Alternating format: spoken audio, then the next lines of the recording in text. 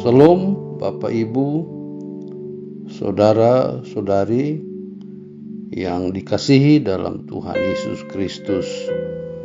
Pagi ini saya mengajak kita mengikuti renungan harian yang dikeluarkan oleh Sinode Gereja Kristen Oikumene di Indonesia dengan pola pembacaan 4M.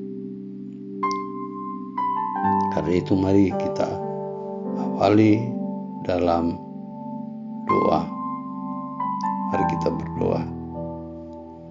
Bapa di sorga, kami bersyukur untuk rahmat yang baru pagi ini, dan kami percaya bahwa Tuhan memberi kekuatan yang baru kepada kami untuk melaksanakan tugas-tugas panggilan kami. Dalam nama Tuhan Yesus Kristus, firman yang hidup, kami berdoa. Amin. Pembacaan firman Tuhan pagi ini terambil dari Kitab Suci Perjanjian Lama, yaitu dari Yunus pasal 4 ayat 5 dan ayat yang ke-6. Yunus telah keluar meninggalkan kota itu dan tinggal di sebelah timurnya. Ia mendirikan di situ sebuah pondok dan ia duduk di bawah naungannya, menantikan apa yang akan terjadi atas kota itu. Lalu atas penentuan Tuhan Allah tumbuhlah sebatang pohon jarak melampaui kepala Yunus untuk menaunginya agar ia terhibur daripada kekesalan hatinya. Yunus sangat bersuka cita karena pohon jarak itu. Demikian pembacaan firman Tuhan dalam tema kehendak Tuhan. Ada dua pertanyaan yang perlu kita jawab.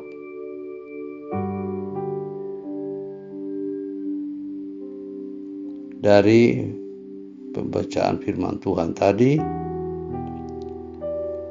yang pertama adalah apa yang dinantikan Nabi Yunus. Saudara, Nabi Yunus menantikan apa yang akan terjadi, yaitu malapetaka terhadap kota Niniwe. Nah, kota Niniwe adalah ibu kota kerajaan Assyria, dan dia ditugaskan untuk memberitakan firman Tuhan kepada seluruh warga di kota itu tentang malapetaka yang akan menimpa kota itu. Tetapi setelah dia berkhotbah, dia pergi ke bagian timur kota itu menanti jawaban dari malapetaka yang terjadi bagi kota itu. Dia menunggu atau menanti apakah sesuai dengan ucapannya, karena dia seorang nabi. Sebab kalau bukan seorang nabi, ya tidak akan terjadi sesuai dengan ucapannya. Tapi karena dia seorang nabi, dia berharap harus terjadi supaya nabinya diakui. Tetapi tema kita berkata lain.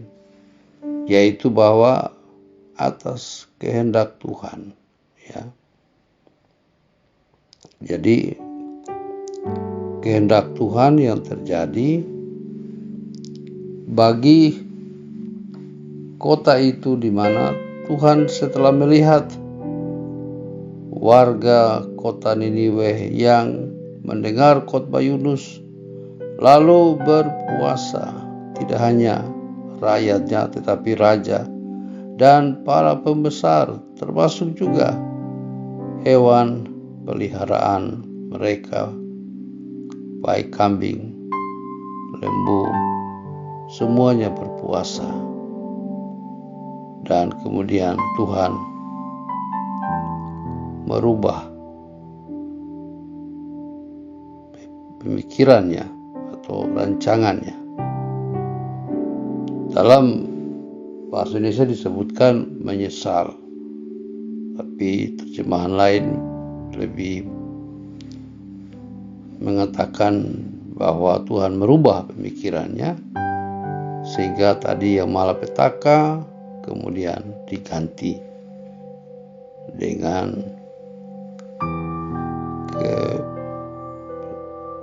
kebebasan, ataupun mereka dibebaskan dari malapetaka itu. Dan karena itu mungkin saja Yunus sangat kesal sekali. Ya, jadi kadang-kala kita juga mungkin mengharapkan hal-hal yang buruk terjadi kepada orang-orang yang kita tegur. Tetapi ketika orang-orang itu berdoa sungguh-sungguh, berpuasa kepada Tuhan, maka itu tidak terjadi. Disitulah peranan kehendak Tuhan. Tuhan bisa merubah yang diucapkan oleh kita atau sesama kita terhadap seseorang, bisa Tuhan gantikan dengan sukacita bagi orang itu, karena mereka taat kepada Tuhan melalui teguran yang kita berikan. Nah, pertanyaan yang kedua adalah, apa yang diciptakan Allah bagi Yunus? Jawabannya adalah bahwa Tuhan Allah menciptakan sebuah pohon jarak, atau dalam bahasa aslinya pohon aras. Jadi pohon itu melampaui kepala Yunus, kemudian menutupi kepalanya, sehingga kepala Yunus mengalami keadaan yang lebih aman, menutupi dari terik matahari, dan Yunus merasa nyaman, dan karena itu kekesalannya tidak bertambah lagi. Jadi itu pun atas kehendak Tuhan. Jadi kehendak Tuhan dengan cara lain mengobati perasaan Nabi Yunus, karena keinginannya agar kota Niniwe menimpa atau ditimpa malapetaka. Tetapi atas kehendak Tuhan itu tidak terjadi, dan sekarang atas kehendak Tuhan pula, maka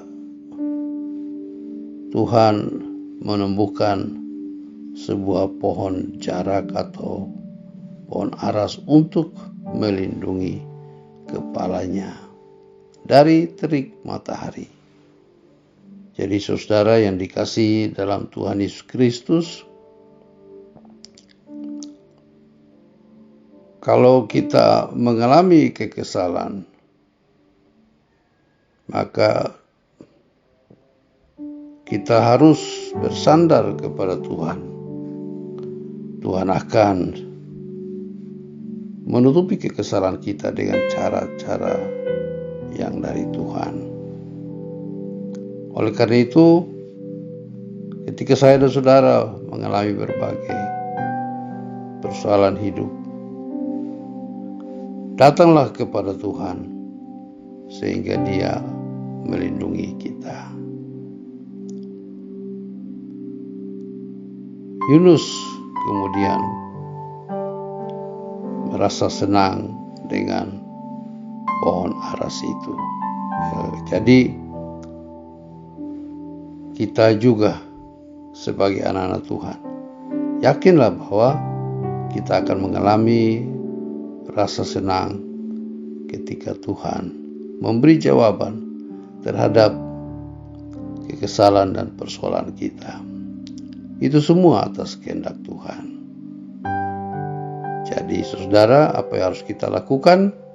Mari kita terus-menerus bersandar kepada Tuhan. Jangan dengan kehendak kita sebagai manusia, tapi biarkanlah kehendak Tuhan yang bekerja dalam hidup kita. Demikian renungan kita pagi ini, kiranya kita bisa membagikan kepada orang-orang yang selalu hidup dalam kekesalan, agar mereka dapat menerima pertolongan Tuhan pada waktunya. Amin. Mari kita berdoa.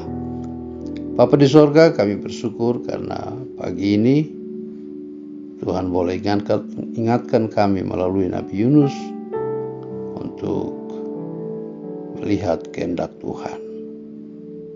Bimbing kami sepanjang hari ini dalam kasih-Mu, sehingga kami terus-menerus bersandar kepada Tuhan, dan kami boleh menikmati kehendak Tuhan dalam hidup kami. Bagi seluruh pendengar maupun khususnya jemaat GEKO yang ada di Sumatera Utara sampai dengan Papua Barat, agar kami semakin kuat dalam Tuhan. Inilah doa kami, dalam nama Tuhan Yesus kami berdoa. Amin. Selamat beraktivitas bagi kita semua sepanjang hari ini. Tuhan Yesus memberkati.